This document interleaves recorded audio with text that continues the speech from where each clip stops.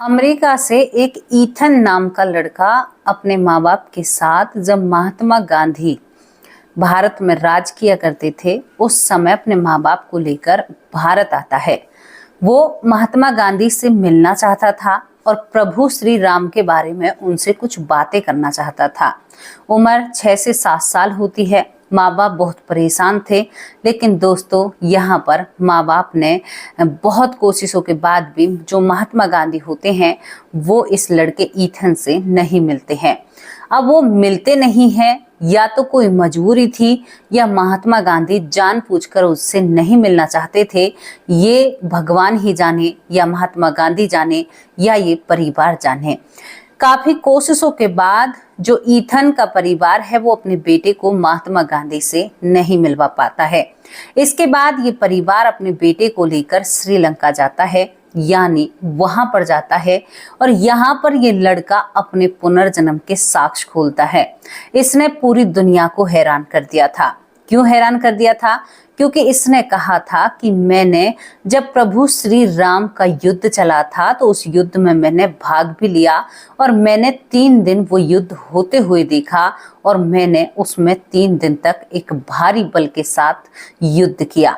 दोस्तों कहते हैं कि प्रभु श्री राम जब अपनी सेना को लेकर चले थे तो उनके साथ इंसान तो कोई नहीं था, केवल वानर रूप में उसके साथ बहुत सारी सेना थी और वानरों के ही साथ से वो सीता मैया को वापस अपने घर लेकर आते हैं।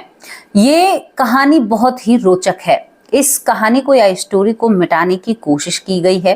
क्यों की गई है? क्योंकि इससे यहाँ पर कोई भी वो चीज नहीं दी जाती कि मानो देखो हमारे प्रभु श्री राम जी के जमाने का व्यक्ति पुनर्जन्म लेकर आया है, वो भी एक वानर, और उसे वो अहमियत नहीं दी जाती जिसके वो हकदार होते हैं। अब यहाँ पर ये कहानी आपको बहुत ही ज्यादा हैरान कर जाएगी। ईथन अपनी जिंदगी में आज नहीं रहे हैं, लेकिन स्टीवेंसन की जो किताब होती हैं उनमें उनकी ये कहानी अपना वजूद बनाए हुए रखी है। और यहाँ पर इन्हें तवज्जो तो ज्यादा नहीं मिलती है भारत के अंदर, जहाँ से ये मतलब जिससे जुड़े हुए थे या जहाँ इनका लगाव ज्यादा था ईथन का, वहां से नहीं मिलता है। लेकिन इस बात के अमेरिका में बहुत ज्यादा चर्चे होते हैं। दोस्तों ये क्या कहानी होती है, क्या किस्सा होता है, पूरी कहानी पूरा किस्सा आप लोगों को बताएंगे और काफी रोचक है। ये दर्शाती है कि प्रभु श्री राम सच में ही ऐसे थे जैसा उनके बारे में वर्णन किया जाता है। पता है आपको, लोग हमारे प्रभु श्री राम को राजा के रूप में देखते हैं, बहुत अच्छी बात है, लेकिन कहते हैं कि वो भगवान नहीं थे। वो केवल यहाँ पर राज किया उन्होंने और राज कर कर यहाँ से चले गए, यानी एक आम इंसान की उपाधि में कुछ लोग उन्हें गिनते हैं। लेकिन आज मैं ईथन के जरिए आपको बताऊंगी कि वो आम इंसान नहीं थे। ईथन का जन्म दोस्तों यहाँ पर अमेरिका में होता है। अमेरिका के एक छोटे से गांव में ईथन पैदा होते हैं। पैदा होने के बाद ईथन बहुत उछल कूद करते हैं और इनकी भाषा में भी बहुत ज्यादा फर्क होता है। ये भाषा कुछ संस्कृत की बोला करते या कुछ ऐसे शब्द बोला करते जो बिल्कुल अमेरिका की भाषा से मैच नहीं खाती है। क्यों मैच नहीं खाती है? आपको पता है वहाँ की भाषा क्या है? दोस्तों यहाँ पर घर वाले इस बच्चे का नाम ईथन रखते हैं। ईथन बार बार कुछ चीजों का जिक्र किया करता। ईथन कभी रावण बोला करता, ईथन कभी राम बोला करता, ईथन कभी नल को भी याद करता है, सुग्रीव को भी याद करता है। अब घर वाले जब इस चीज को जाने तभी तो बच्चे की बातों पर ध्यान दे। वो बच्चे की बातों पर ध्यान नहीं देते हैं। ईथन दिन पर दिन बड़ा हो रहा था और ईथन एक युद्ध का अभ्यास कर रहा था। आप सोचकर देखिए, 3 साल का बच्चा और युद्ध का अभ्यास कर रहा था। और अभ्यास किस तरीके से करता है? एक पत्थर उठाता है और उसे ज्यादा से ज्यादा दूर फेंकने की कोशिश करता है। वो कहता है कि हट जाओ, मैं युद्ध का अभ्यास कर रहा हूँ। हालांकि इलाका बहुत था। ये वहां पर अभ्यास जब करता है तो माँ बाप कहते हैं कि ये माजरा क्या है, हमारी कुछ समझ में नहीं आ रहा है, हमारा बच्चा ऐसी हरकतें क्यों करता है। कभी कभी ये चारों हाथ पैरों पर चला करता तो घर वाले इसको धमकाया करते कि क्या तू कोई जानवर है जो ऐसे चलता है, इसको समझाया करते। लेकिन ये बहुत परेशान हो चुका था। ये रात में उठकर ही कहता है कि मैं एक ऐसी जगह पर जाऊंगा जहां पर मतलब बहुत सारे पत्थर हैं और गुफाएं हैं, और सुग्रीव जो है वो हमारे राजा हैं, उनके भाई बाली हैं। मतलब इन जानकारियों को वो दे रहे थे, लेकिन माँ बाप इन जानकारियों से अनजान रहते हैं। दोस्तों, ये जब थोड़ा सा और बड़ा होता है तो ये पूरी रामायण का जिक्र अपने माँ बाप के सामने करता है। माँ बाप से कहता है कि मैंने प्रभु श्री राम के साथ युद्ध किया है, यानी मैं उनकी सेना में था और मुझे वहां पर जाना है, मुझे लंका जाना है। लंकापति रावण का जो वध हुआ था, मुझे वहां पर वो जगह देखनी है। वहां से थोड़ी ही उड़े समुद्र के किनारे, और यहाँ पर सुग्रीव का जो शासन काल होता है या राजकाल जो भारत के अंदर आता है, दोस्तों यहाँ पर वो इस चीज का भी जिक्र करता है। अब ये सारी बातें घर वालों की समझ में बैठ रही थी कि ये कौन से देश के बारे में बात कर रहा था, लेकिन उन लोगों को ये नहीं पता था कि ये जिसके बारे में बात कर रहा है वो दरअसल यहाँ पर किसी के गॉड थे, यानी किसी के भगवान थे, जिस चीज के बारे में ये हमारा बेटा बात कर रहा है। घर वाले अब इस बात पर रिसर्च शुरू करते हैं। बहुत ही ज्यादा ऐसा लग रहा है कि मानो कि मेरी आंखों के सामने पूरी रील चल रही हो और मैं आपको उसमें से देखकर बता रही हूँ। सोचने वाली बात है, एक व्यक्ति, एक लड़का, एक बच्चा इतनी पुरानी बातों को दर्शा रहा था, वो भी दूसरे देश में बैठकर, जहां पर एक है गे भी नहीं था, राम या रामायण का कुछ भी ऐसा नहीं था।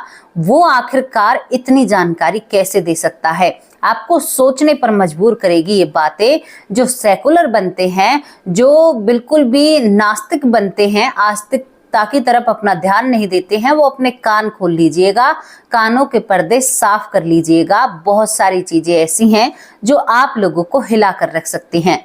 अब यहाँ पर जब माँ बाप रिसर्च करते हैं प्रभु श्री राम के बारे में, मैं तो प्रभु ही कहूंगी, वो तो राम के बारे में सर्च करते हैं, तो सबसे पहला नाम आता है कि भारत में राम को भगवान माना जाता है, यानी उनको गॉड माना जाता है। ये परिवार हक्का बक्का रह जाता है, सोचने पर मजबूर हो जाता है।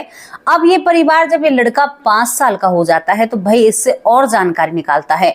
इसका युद्ध का अभ्यास बढ़ने लगता है और इसकी जानकारियां दिन पर दिन बढ़ रही थी। अब यहाँ पर इससे पूछा जाता है कि भाई तू कहाँ से है, हम तुम्हें बताएं, तुम राम का नाम तो ले रही हो, लेकिन भारत में वहां पर कहाँ से हो, या लंका से हो?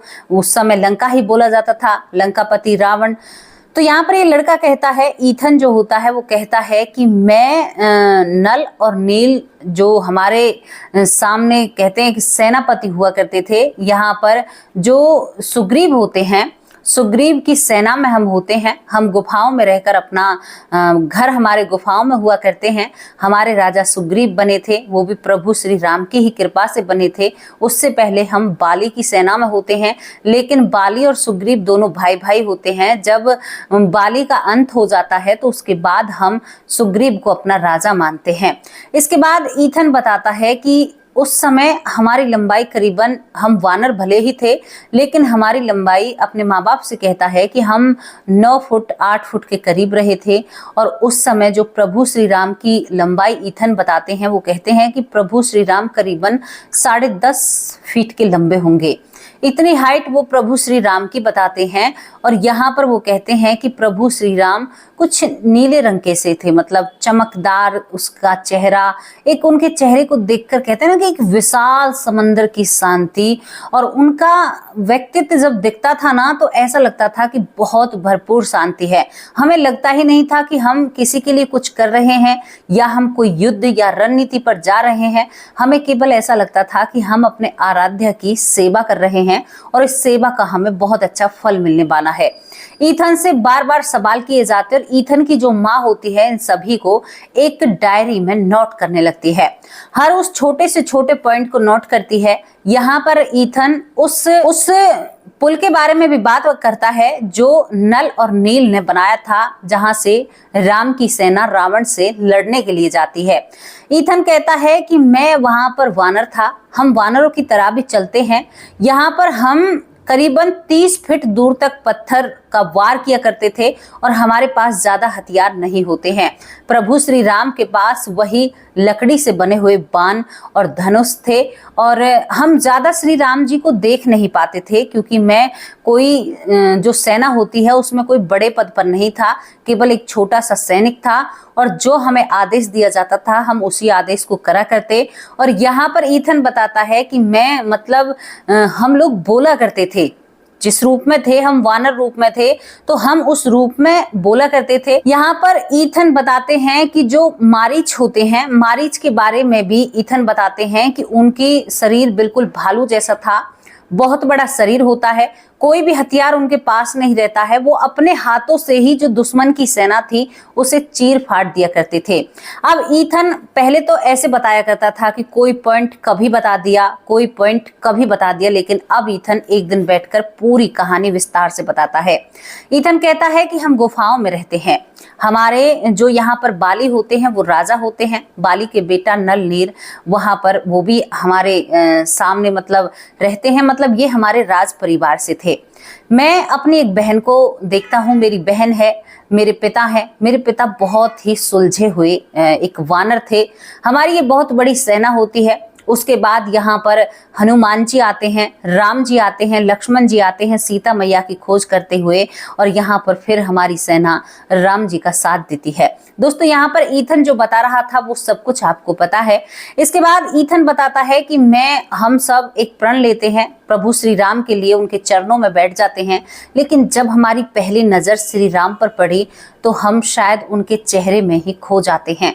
लगता है कि हम सब कुछ भूल जाते हैं और शायद हम श्री राम के ही थे या इनके ही थे।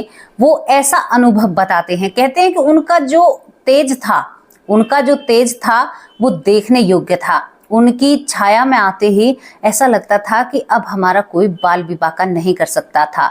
हमारे पास ना ही तो युद्ध के लिए कोई हथियार थे, केवल हमने पत्थरों से, जो यहाँ पर प्रभु श्री राम हैं वो युद्ध जीतते हैं, उनके पास केवल कुछ चीजें होती हैं। अब इसके बाद यहाँ पर ईथन बताता है कि जब हनुमान जी जाते हैं तो हम 15 से 20 लोग मतलब वानर समंदर तट पर खड़े हुए होते हैं। हनुमान जी के पास वो शक्ति थी वो जिससे जाकर सीता मैया को देखकर आते हैं कि क्या सच में ही वहां पर सीता मैया है। ईथन ये बताता है। दोस्तों वो साफ साफ शब्दों में बयां कर रहा था और उसके माँ बाप देखकर उनका मुंह खुला रह जाता है। आज वो पूरी कहानी बयां करता है, पूरी रामायण अपने माँ बाप को सुनाता है, अमेरिका के अंदर बैठा हुआ एक बच्चा। अब इसके बाद वो कहता है कि हनुमान पता लगा कर आता है। जब उसे काफी देर हो जाती है तो हम चिंतित हो उठते हैं कि कहीं उसके साथ कुछ हुआ तो नहीं है। यहाँ पर ईथन उस 15-20 व्यक्तियों में से था, वानरों में से था जो उनके साथ खड़ा हुआ था और यहाँ पर हनुमान जी का इंतजार करता है। हनुमान जी जब वापस लौटते हैं, वापस लौटते ही श्री राम जी को एक खबर दी जाती है कि सीता मैया वहीं पर हैं और वहां पर एक लंका है जिसे हनुमान जी जला कर आए हैं। इसके बाद दोस्तों युद्ध की घोषणा की जाती है। अब युद्ध लड़ना तो जरूरी था, लेकिन समंदर बीच में आड़े आ रहा था। समंदर को पार कैसे किया जाए, तो यहाँ पर ये बताते हैं ईथन कि हमने वाकई में ही वहां पर एक हवन किया था। हवन के जरिए हम समंदर का एक ऐसा रास्ता ढूंढते हैं। ईथन बताता है कि जो नल नीर थे, हालांकि मैंने नल को ही देखा था, नीर को मैंने कभी नहीं देखा था। नल नीर एक बहुत अच्छे, आज के समय में जिस तरह से लोग होते हैं ना कि बहुत ज्यादा दिमागदार होते हैं, नर नीर, तो यहाँ पर वो एक जगह निकालते हैं और वहां पर वो बड़े बड़े पत्थर लाकर उस पुल का निर्माण करते हैं। जो पुल आज भी आपको नजर आ जाएगा। उस पुल में समंदर में पत्थर फेंके जाते हैं, जिसके कारण वो पत्थर वहीं पर जमते हैं और पानी के अंदर से लेकर ऊपर तक उन पत्थरों को बनाया जाता है।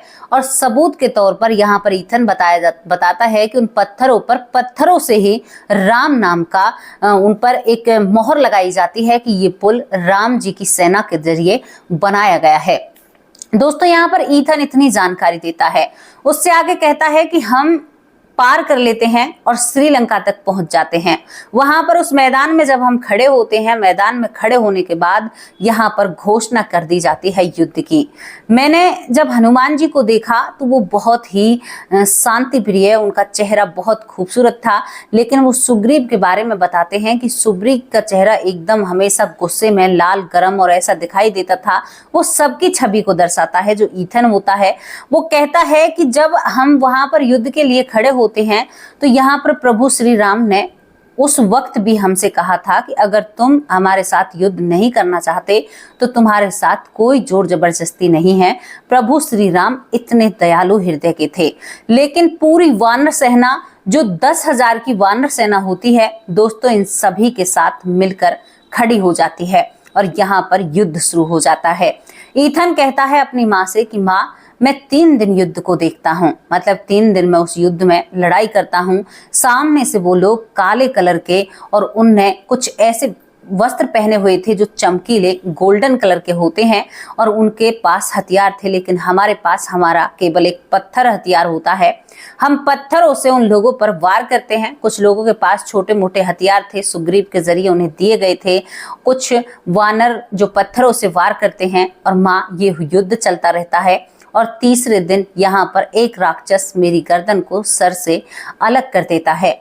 मैं जब इस दुनिया से जाता हूँ तो माँ, मुझे पीड़ा नहीं होती है। मैं जमीन पर गिर जाता हूँ।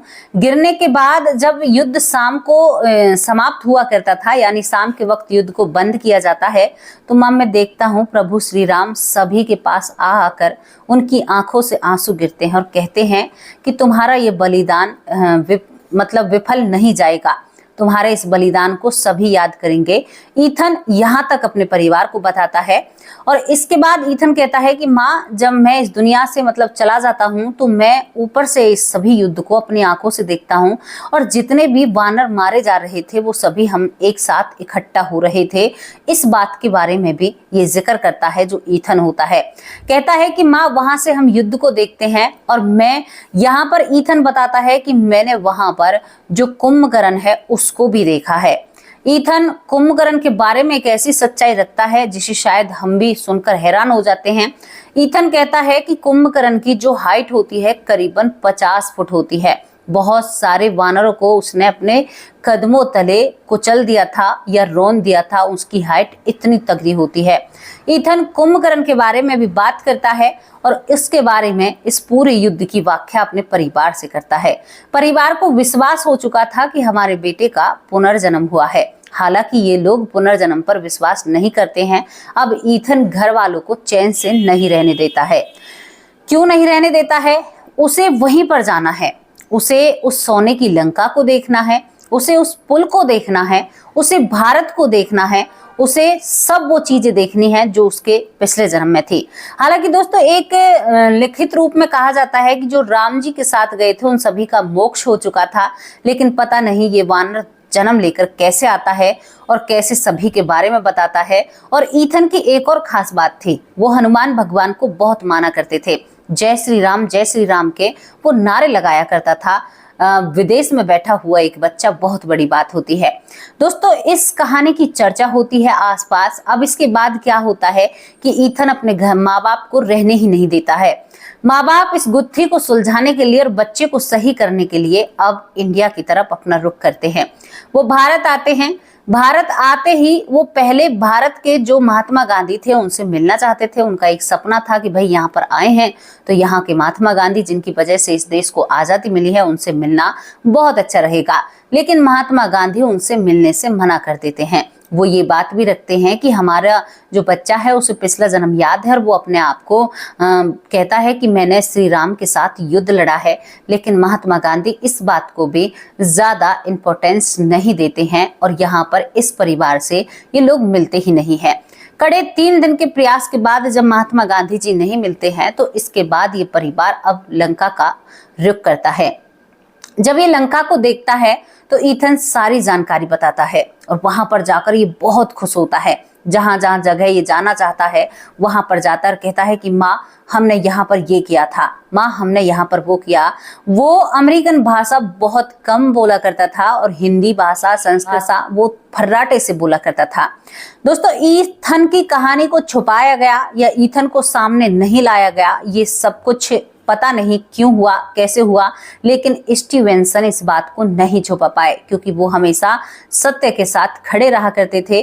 उनकी कई कहानियां ऐसी हैं जो बहुत ज्यादा प्रचलित हैं। हालांकि उन्होंने एक बहुत बड़ी किताब इन पुनर्जन्म की रिसर्च पर लिखी है। उनके आज भी स्टूडेंट्स काम करते हैं इन चीज की तरफ, लेकिन अब स्टीवेंसन हमारे बीच में नहीं रहे हैं। 1996 या 1997 में वो इस दुनिया से चले जाते हैं।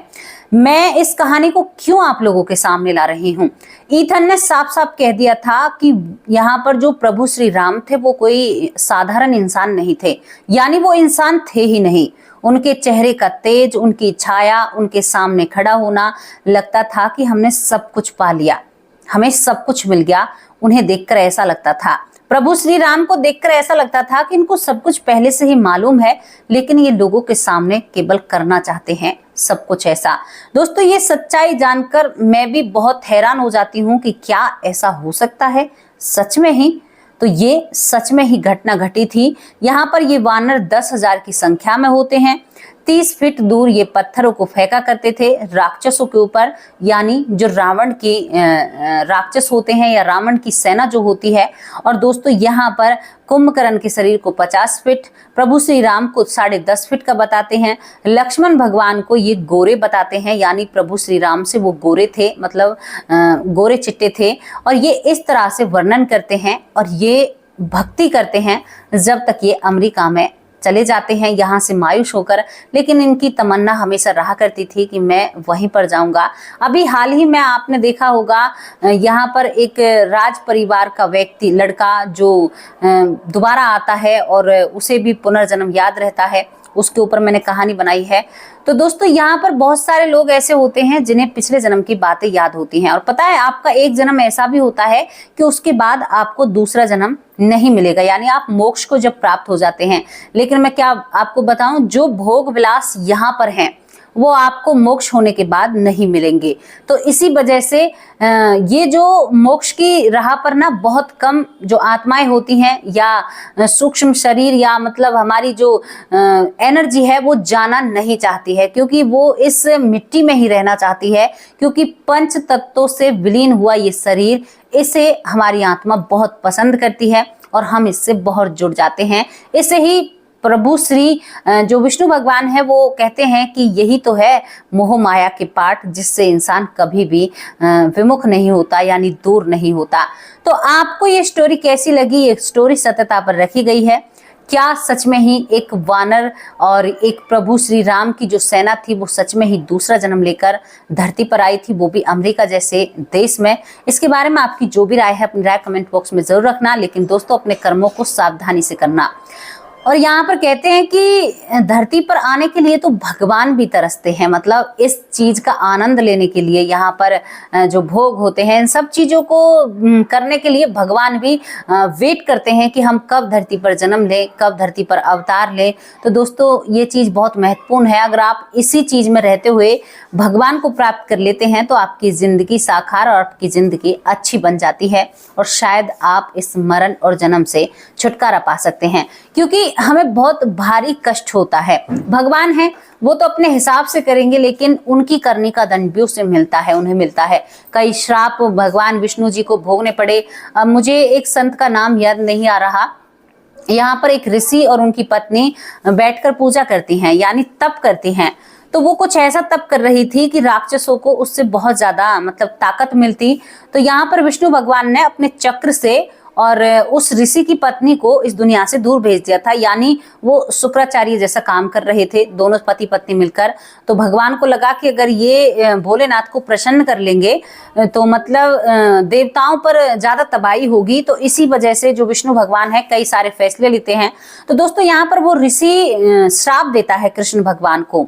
मैंने ये पूरा वो देखा है, लेकिन थोड़ा सा मुझे याद नहीं आ रहा है, उस ऋषि का नाम याद नहीं आ रहा है। तो वो श्राप देता है कि हे कृष्ण, हे श्री हरि, जिस तरह से अब मैं अपनी पत्नी के बिना तड़पूंगा ना, उसी तरह से 3 जन्मों तक तुम अपनी पत्नी के बिना तड़पोगे। अब आप लोग कह रहे होंगे कि भगवान कहाँ तड़पे थे, तो सुनिए, आपको मैं बताती हूँ कि वो श्राप कहाँ पर काम करता है। मैं उन ऋषि का भी नाम आपको शाम की वीडियो में जरूर बताने की कोशिश करूंगी। पहला जन्म होता है इनका जो राधा कृष्ण का होता है। कभी भी राधा मैया के साथ ऐसे ठीक से नहीं रहे हैं, उस जो इनको श्राप लगा था उनके कारण, और ये दूर ही रहते हैं। दोस्तों दूसरा जन्म होता है इनका सीता मैया। 14 साल ये वनवास के लिए जाते हैं, उसके बाद भी सीता मैया रावण हर लेता है, उसके बाद भी सीता मैया जनता के कारण, या इन जो आज भी ऐसे लोग हैं जो मुंह को फाड़कर तरह तरह की बातें करते हैं, उन लोगों की वजह से फिर भगवान श्री राम सीता मैया को वनवास को मतलब भेज देते हैं, जहां पर लव कुश को सीता मैया जन्म देती है और उसके बाद माता रानी धरती में समाप्त हो जाती हैं। दोस्तों यहाँ पर 3 जन्मों का वर्णन किया है, 2 जन्म ये हो जाते हैं और एक और जन्म है जिसके बारे में मुझे जानकारी नहीं है, तो मैं उसके बारे में आप लोगों को नहीं बता सकती, क्योंकि जानकारी नहीं है तो कैसे बताऊं। लेकिन 3 जन्मों के लिए इनको श्राप लगा था, और आपको जानकारी हो तो जरूर आप कमेंट बॉक्स में इस बात के बारे में जरूर बताना।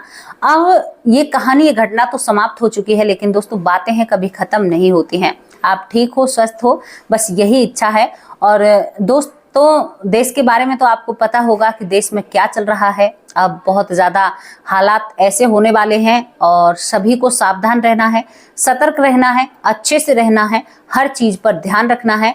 और एक और बात आप लोगों से ज़रूरी, जो बात मैं आप लोगों से बोल दूं, अपने देश के साथ, अपनी देश की मिलिट्री या अपने देश के फौजी भाइयों के साथ आप लोगों को कंधे से कंधा मिलाकर खड़े रहना होगा, क्योंकि हम अगर उनका साथ नहीं देंगे तो वो खड़े हैं हमारे लिए, और वो हमारे लिए ही बॉर्डर पर खड़े हैं, लेकिन आपके 2 लफ्ज उनके लिए बहुत काम करेंगे। कहते हैं ना कि किसी की प्रेरणा सामने वाले में हुकार भर देती है। तो हम अपने देश के साथ हैं और अपने देश के साथ ईमानदारी से डटकर खड़े रहिए, चाहे आप मुस्लिम हो, चाहे आप हिंदू हो। तो दोस्तों ये कहानी के बारे में जो भी राय है, अपनी राय कमेंट बॉक्स में जरूर रखना। कल फिर हाजिर होंगे, शाम को हाजिर होंगे एक सच्ची और अच्छी स्टोरी के साथ, और देश